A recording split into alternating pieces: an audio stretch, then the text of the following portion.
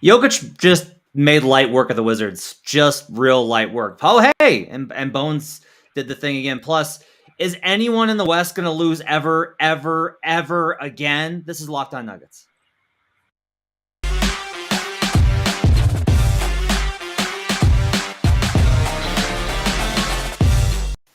Welcome to Locked On Nuggets, Daily Ever Nuggets podcast, part of the Locked On Network, your team every day. My name is Matt Moore. I'm the senior NBA writer for the Action Network. His name is Adam Mares. He's director of content for DNVR at thednvr.com. Thanks for making this your first listen each and every day. And just to let you know, we're free and available on all platforms, including YouTube, where you should check out so you can be able to join the show live. Is a fun time whenever people join the show. On today's show, we'll talk about the win over the Wizards. We'll talk about how the Nuggets have managed to get to this point in the season where they are just rolling. The vibes are back, I guess. The vibes have to be back as we look at this spot right now. Adam, this was, I'll say this. We were kind of talking pregame or pre-show about like, there's not like a lot to go over in this one. That to me actually says something. Like that to me is inherently part of like the whole thing of, the Nuggets have not had a lot of games this year where they actually were able to just take care of business and just actually get the thing done. And they did. Like there's just, they took care of business versus a sub 500 team. No stress, no drama, just a win. And Joker even made reference to this in his post-game commentary, saying like no game is easy for us. They're all like difficult. This one was. That's what somebody was asking about.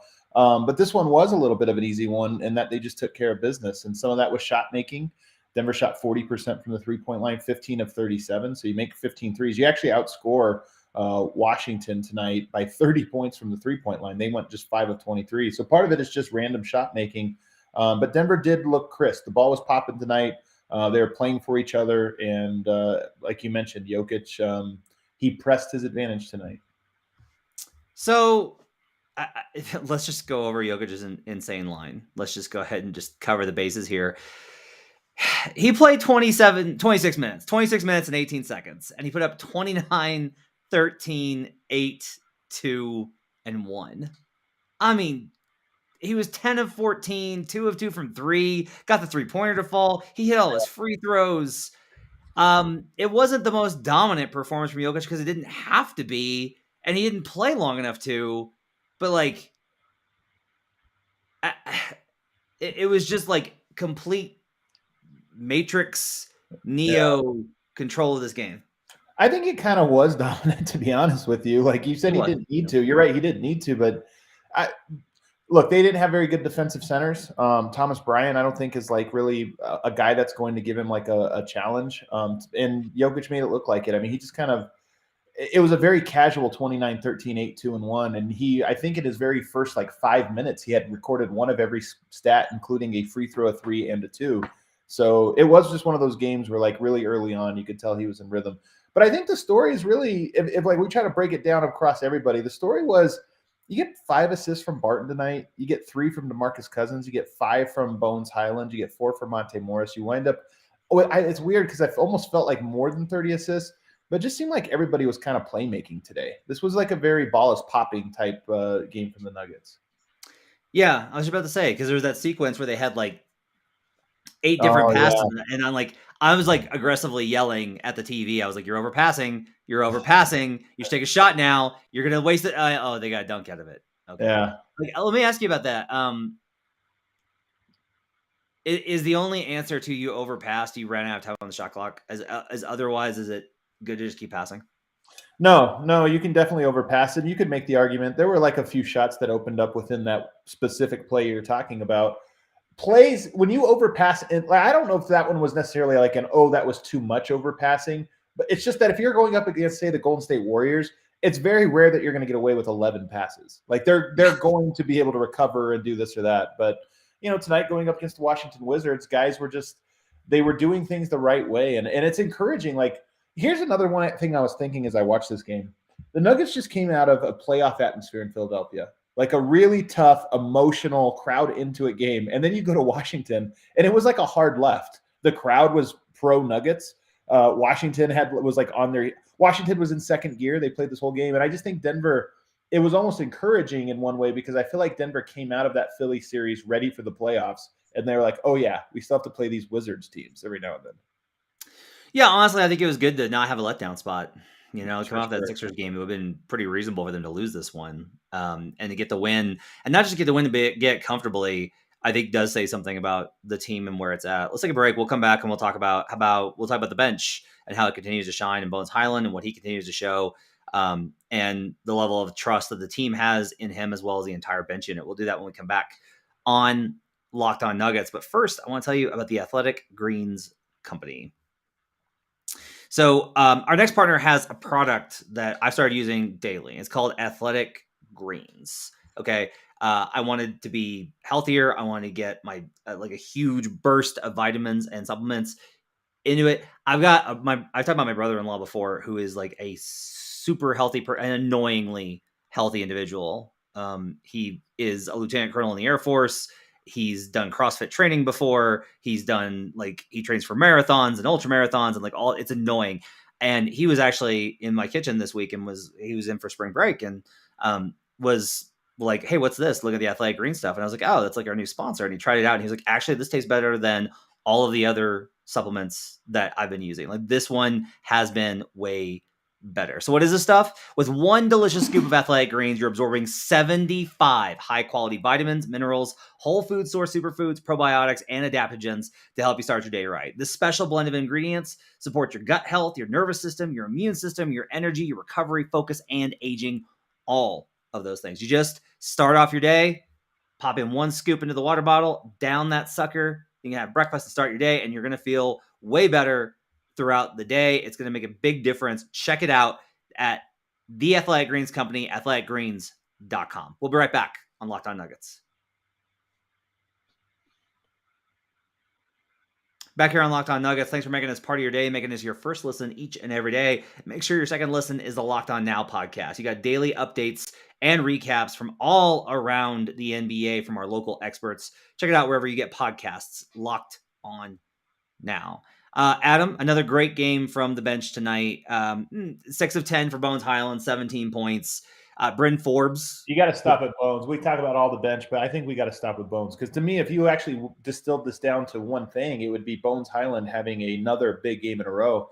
And I just looked this up, Matt.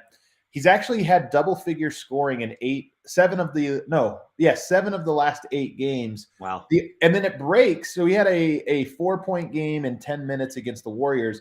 But before that, the only break, it actually should have gone and extended another game, but he played 27 seconds against Portland and had 0 points. But before that, he had 11 points. So you're really talking about 8 of the last 9 that he actually played real minutes in. He gets double figures, and he's just kind of coming in. That, by the way, that's by far his longest stretch. I mean, he had a 4-game stretch where he was in double figures, and then he had a 3-game stretch that he was in double figures. But to be at 8 out of 9, I just think he's more comfortable. Obviously, he's playing more minutes, but he's more comfortable. He's more confident.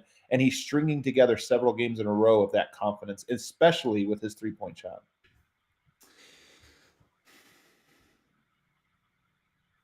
Is his rotation perfect right now for the playoffs? Like, is his role just about perfect right now? It's so. I mean, honestly, here's the crazy thing. I know people are going to say I'm insane for this. Uh-oh. No, it's just that I think the Michael Porter. I think he's probably going to return next week. That's just my feeling. I don't have the inside knowledge on this one. I just kind of feel it. And I think Murray, obviously going down to Grand Rapids, it sounds like that first workout went great. He's going to do a second workout today.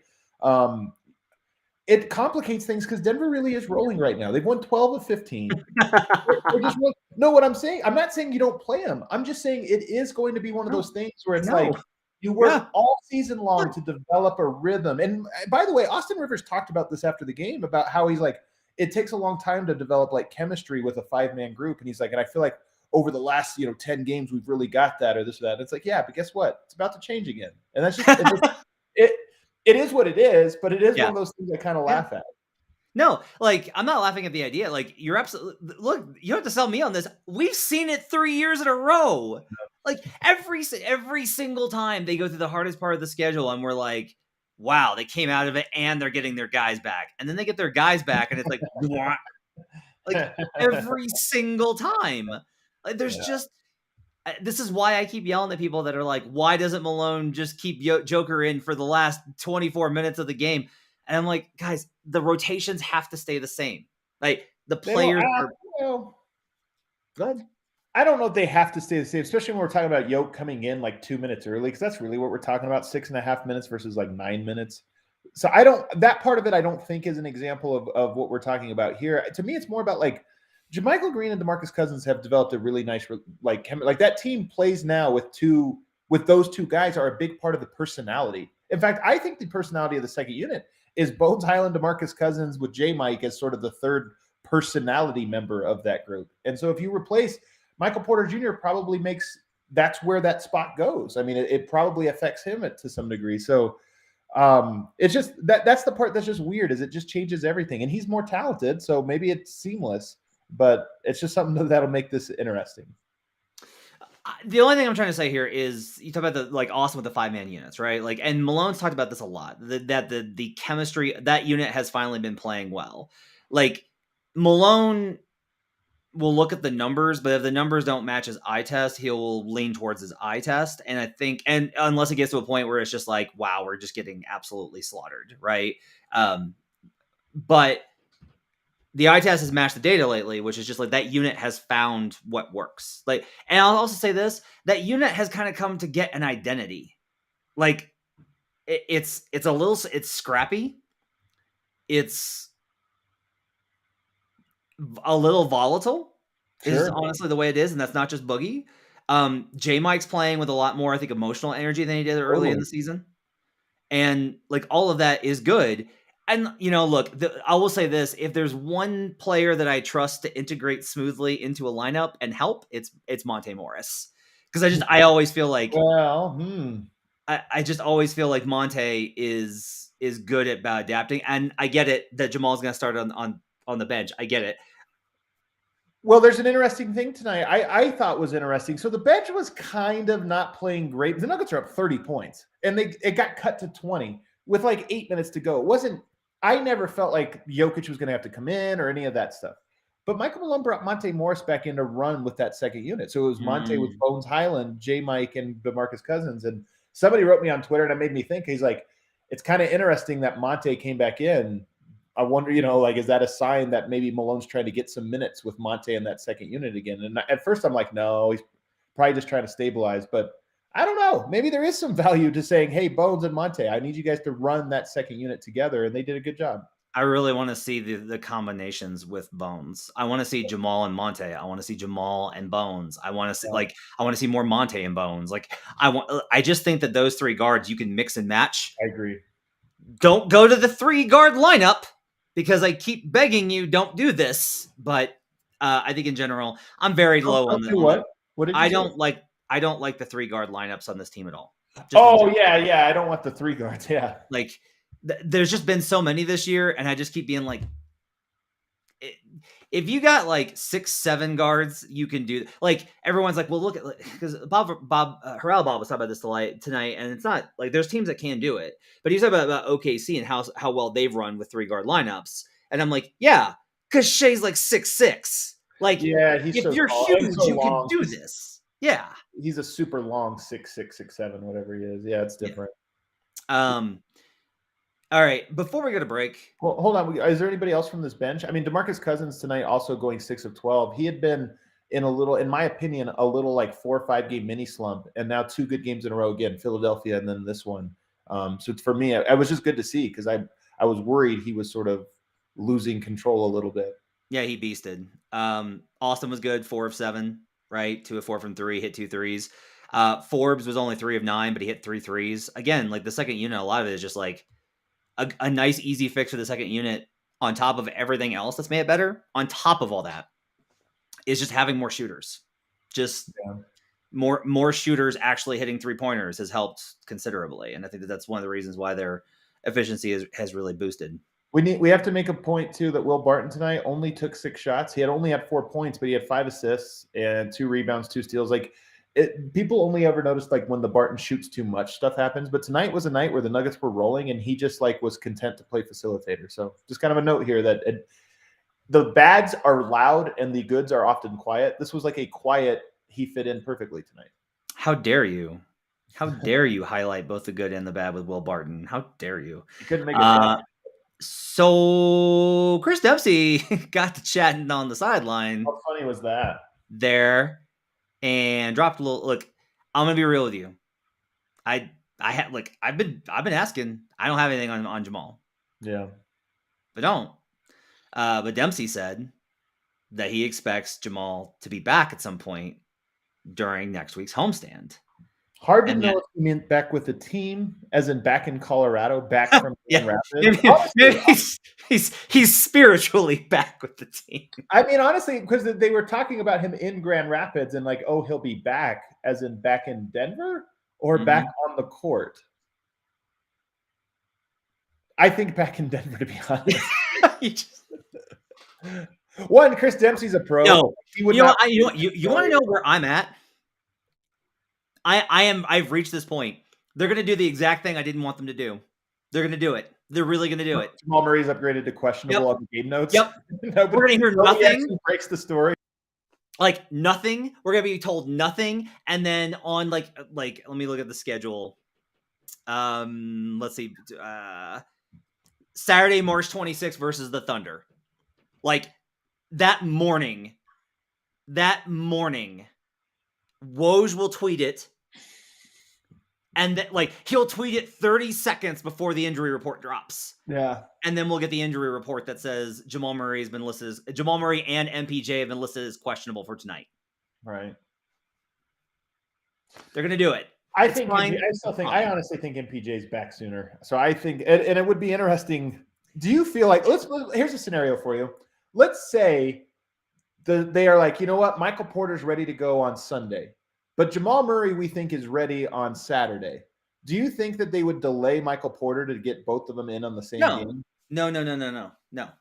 What if it was Sunday and Tuesday? Like if it was one game apart, do you think they're like, hey, let's just save this all, or do we roll it out one at a time? I don't know. I don't know either. Asking me, spot, man. But telling me to the weirdest spot to be in. 13 games left. Yeah. Major pieces returning. Yeah. What a season. Yeah. And it's going to be, I will say this. A lot of the narrative is pretty kind to Denver at this point. And what I mean by that is the common consensus around the league is, wow, look at how good they are. And they've missed MPJ and Jamal all season. And then they switch to, and if they get those guys back, but it's very much that if they struggle, it's going to be like, well, they just couldn't get them back and they just weren't healthy. And, they're going to be really dangerous next year.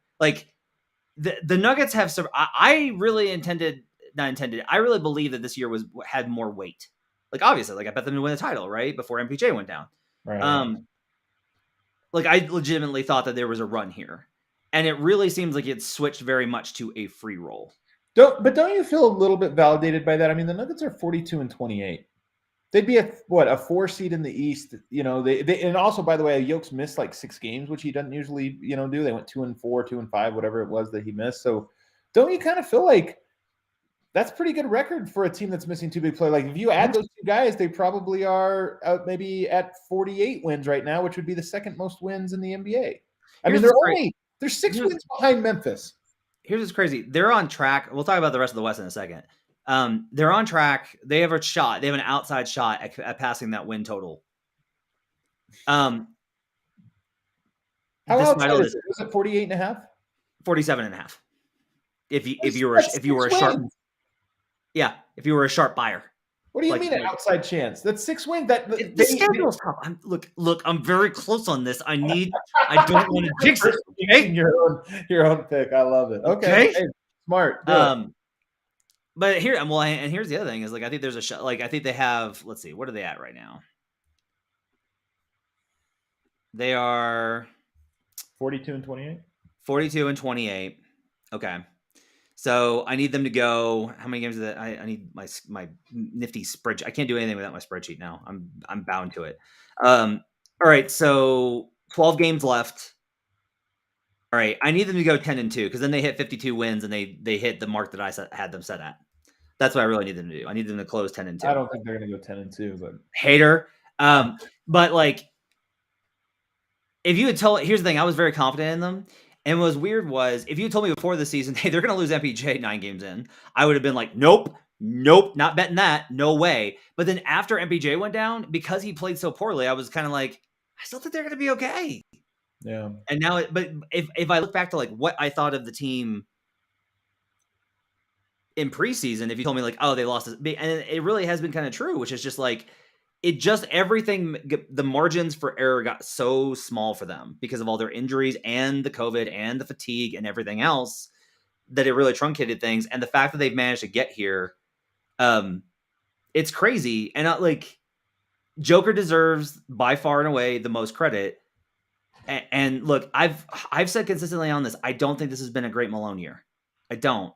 But the overall body of work has to matter, where it's like, yeah, he kept the team together. Things didn't spiral off of the tracks, and they still went. And especially if they go over their win total again, it's an arbitrary, not arbitrary. It's a line set by Vegas that's based off a lot of different factors. But to me, there really is something to going over the expected win total every season, except for the bubble season. That says a lot to me about. And the only reason they didn't in the bubble, but didn't they go 0-8 in the like the regular? They had like 6 guys, something like that. Like, yeah, come on. Yeah. All right, let's take a break. We're gonna come back. I keep tracking. I know you don't care for them, but 538 now has Denver tied with Dallas and Utah. All three teams going 51-31. Minnesota they have is 47-35. So they have a 4-game difference for Denver and Minnesota after today, which is weird because Minnesota won. So go figure. Yeah, we'll talk about that entire mess when we come back on Locked On Nuggets. But first, I have to tell you about BetOnline. It's that time of the year again. This college basketball tournament is finally upon us. So I ran my NBA model for the college tournament, and I want to congratulate UAB and the South Dakota State Jackrabbits on making both the Elite Eight and in the Jackrabbits case, the Final Four. They are the number one offense in all of college basketball, as I researched today. I told my wife that I was doing this and I was going to bet on it and on South Dakota State consistently.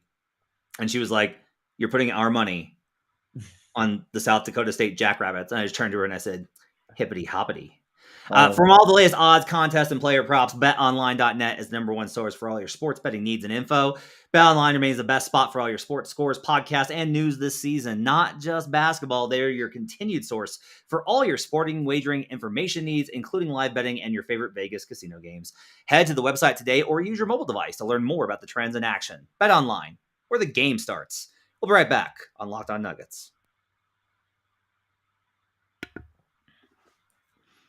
Back here on Locked On Nuggets. Thanks for making us part of your day and making us your first listen each and every day. We're free and available on all platforms, including YouTube, which you should subscribe to and join the comments because it's a big old time in the comments every night. Do that, as well as check out Locked On NBA. I'm on Tuesdays and Adam's on Fridays, and you get our wisdom and analysis and wondrous intonations about the league on a league-wide perspective. Check us out on the Locked On NBA podcast on YouTube or wherever you get podcasts. So, Adam, here's a problem. No one in the West is losing. No one. Just no one. The Nuggets get a big win versus the Sixers. The Nuggets get they avoid a letdown spot versus the Wizards. Guess what? The Mavericks go into Brooklyn and get the win over KD in a spectacular game winner off of Spencer Dinwiddie. When Luka was insane down the stretch. The Wolves annihilate the Los Angeles Lakers. The Utah Jazz handle business versus what was once a very potent and powerful Chicago Bulls team. No one is moving. These are the records in the last 10 games across the Western Conference. The Phoenix Suns are 7-3. The Memphis Grizzlies are 7-3.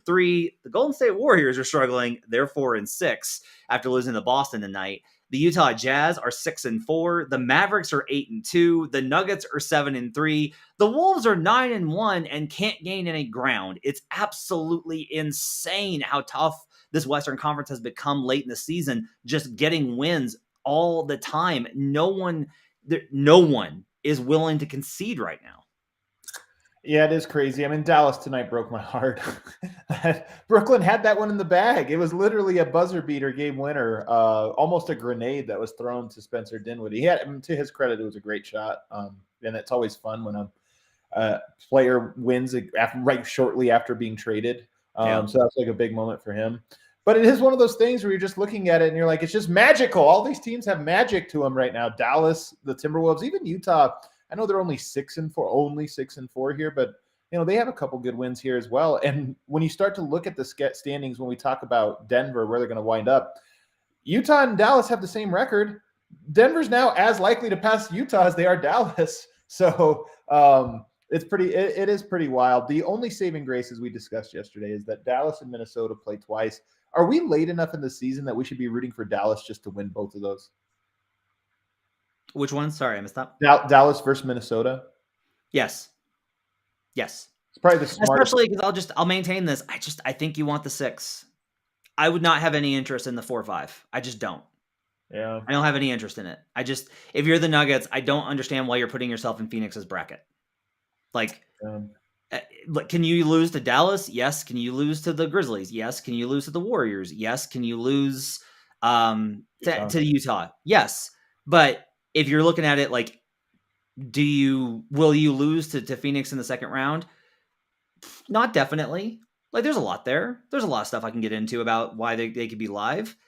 I think 6th is fine. You stay in the 2-3. I think you're live versus Golden State. I think you're live versus Memphis. Let somebody else focus on Phoenix. Make Phoenix go through all of those games before you face them, especially with Chris Paul's injury history. Right. Go through all that. Get the easiest path to the Western Conference Finals. You make another Western Conference Finals, and you've got all the momentum in the world going into next season. What's the best path for Denver? And I don't mean Denver's schedule. Okay, so let's say Phoenix. What's the toughest schedule for Phoenix that's realistic right now? Is it Clippers round 1? Timberwolves or Clippers are kind of your options there. I don't know. I don't know how to cap that. I really don't. Me neither. If Paul George and Kawhi don't come back, no, I don't know. I think that's a coin flip. Yeah. You think it's a coin flip series? No, I think it's a coin flip game between the Clippers and Wolves. Oh, like which one would be better for Phoenix? Yeah. I'll tell you this. If Memphis gets the 2 and the Wolves get the 7, I think Minnesota's live. Wow. I think they're live. That'd be fun, though. I'd be for it. It's a bad matchup. Yeah, it'd be a lot of fun, though, right? Like Cat and Towns versus Ja and Jaren. It'd be great. It'd be absolutely great. So then if Utah, Dallas, if that was the 4-5, which team do either of those teams have a chance of knocking out Phoenix? Dallas, I guess. I think those teams have a better chance than some of the other teams outside of Golden State. And part of the reason for that is Phoenix had Utah beat last year. If Utah had won that series versus the Clippers, I was going to bet heavily on the Suns versus Utah. And the reason was because the Suns have all those switching option. They had the small ball 5. They're not nearly as versatile as they were last year. This is an under-discussed thing because they've just gotten way better at what they do. And you can win that way. They have won that way. They're the best team in the league, right? They're the best team by a margin. They've been a juggernaut. Utah, I think, is a lot more comfortable in the way that Phoenix plays. With Dallas, it's kind of the opposite, where Dallas would try and do to Phoenix what teams have done to Utah, which is we're going to run 5 out. Luka's going to go nuts. You're not going to be able to stay with Luka. Bridges will do a great job. Doesn't matter because Luka's Luka. Luka has a massive series. The Mavs outpace you with shooting, and their skirmish defense creates enough pressure on you to just get the Suns a little discombobulated. And if there's a unit that kind of does tend to fluctuate more, Phoenix will have stretches where it struggles to score. It just has droughts. It will have these bursts where they look like just an unbelievable offensive machine, but they have these little stretches. So the answer to your question is I think Utah and Dallas have a better chance than the other teams at beating Phoenix and will drag those series out. I will say I just keep looking at the Clippers and wondering what's going to happen with their injury situation. We just don't know. Yeah. Utah's within 3 games of the Warriors. Do you know who has the tiebreaker there? It's almost certainly not going to switch, but I'm curious if there's even a little chance. Because the best scenario would be Golden State and Phoenix to be on the same side of the bracket. I did this today. It's not coming up. only to face Denver again in the first round would just be too much. Okay. I'm looking at Utah Warriors. Warriors lead 2-1 with 1 to play. In the event of a split and assuming that Utah holds off Denver, Utah would win by virtue of a division win. Wow. So, yeah. So that's how that breaks down. So there you go. There's at least a tiny little chance. I'm looking at Golden State here to see if they have a tough schedule or not. It's just an interesting, like that's the best case scenario. I know like we're looking at brightest timelines, even if it's somewhat unlikely. If I try to count losses, like potential losses at Miami for Golden State, at Memphis versus Phoenix versus Utah, and then Lakers at the very end of the season, Pelicans at the very end of the season, like you might get something out of that. I don't know, but what are the Lakers going to do? They are. Yeah. Man, I watched that game tonight. I had that on second screen tonight. Oh, yeah. Steph did roll an ankle, didn't he? That's right. He rolled an ankle tonight. With the Lakers, I don't know the last time I've seen body language this bad, man. I'm telling you, don't you think it's important? I don't get this idea of like, well, they know there's nothing to play for. I'm like, what? What? I just think there's like professionalism. That's what I'm saying. Just competitiveness, just the spirit of like, I get to play professional basketball. I get to compete against the world's best. And like, I don't understand if you're LeBron and you've talked all this shit all year about people like questioning you, how are you not like, well, look, we're going to be in it. You give me a chance and I can get there. You beat the Warriors down 3-1. Like, I get it. This team's worse. I get it. This team's bad. I get it. But like, you're responsible. And I will look, I'll just keep coming back to this. I really think on some level, people are saying he's pouting and he's being childish. I don't disagree. I honestly think a lot of this is, if you're LeBron, the last 3 preseasons, you have said, in order for us to get where we want to go, Anthony Davis needs to be our MVP. Right. And the last 3 years, outside of the bubble, which was after a 3-month hiatus, Anthony Davis has not been there. Right. He hasn't been there. He just hasn't been there. Yeah, who could have seen that coming? And I genuinely, like, I have genuine questions about how this is going to work out. The most likely scenario is like, look, they just try and reconfigure or whatever else. But like, in my opinion, clutch is LeBron. And LeBron comes first. And LeBron needs somebody to carry the weight. And that's just who he is at this point in his career. You know, he's been awesome. He's still spectacular. He's been amazing for every game for all the whole game. I mean, he's quit on defense. I don't know. It's just weird. Like there's still a scenario they win in the play-in and get back into the playoffs, and then it just becomes whatever. But I'm looking at the schedule down the stretch, and I'm just thinking, if these teams have something to play for, the Lakers they're getting clowned by everybody in the league right now. They've got Toronto, they've got Cleveland, they've got Philly, they've got the Pelicans, they've got Dallas, Utah, New Orleans, Denver, Phoenix, Golden State, and Denver again. They've got 2 games there that they're going to be favored. They're going to be favored against Oklahoma City. They're going to be favored probably on the road no, they won't be favored against Washington. They might be favored in 1 game remaining on their schedule this season. Think about that. That's a team that actively does not want to win.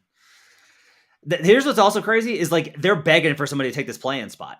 Like that's what they're doing is like they're literally like being like, we just want to go home and call it and figure it out next year. Like why go through this? Like why risk the injury? Why put the miles on us? Right? But the Spurs and the Kings and the Blazers are just outright like, nope. Yeah, not they don't taking it.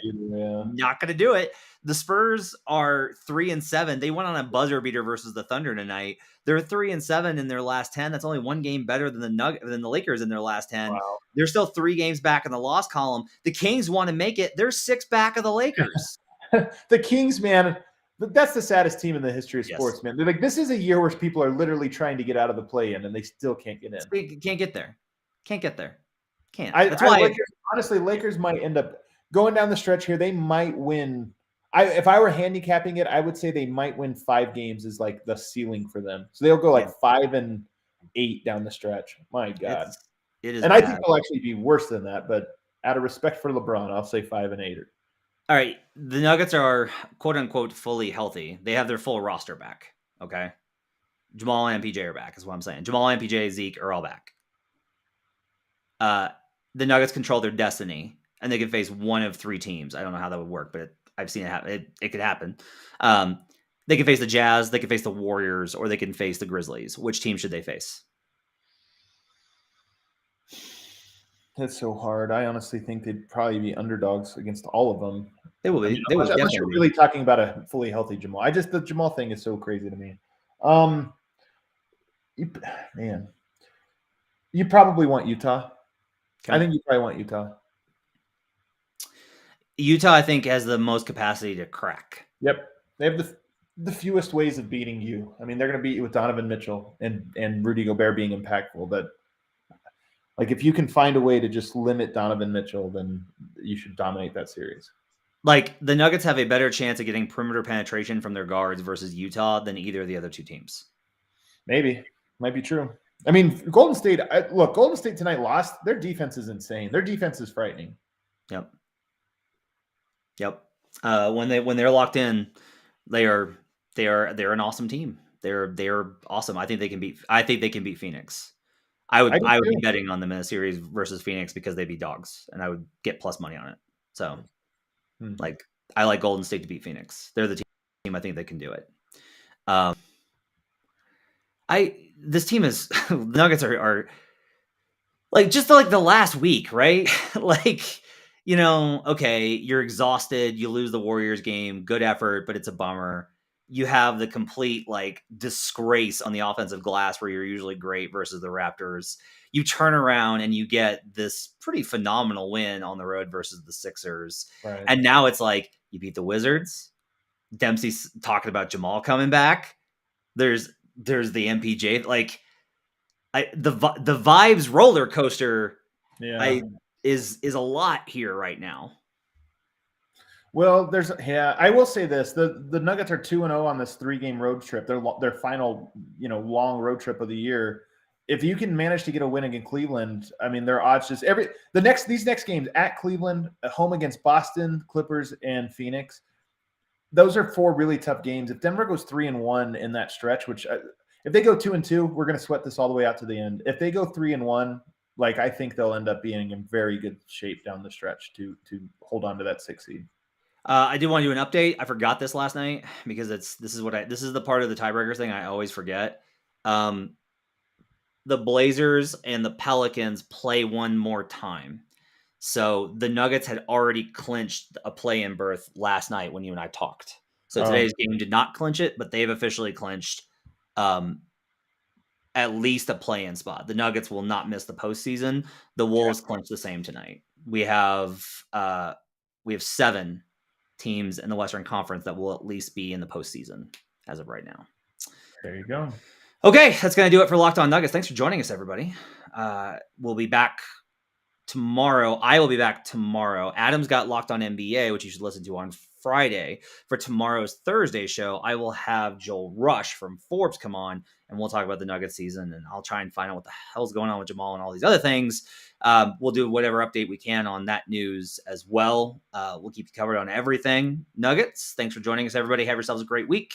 We will talk to you guys again next time on Locked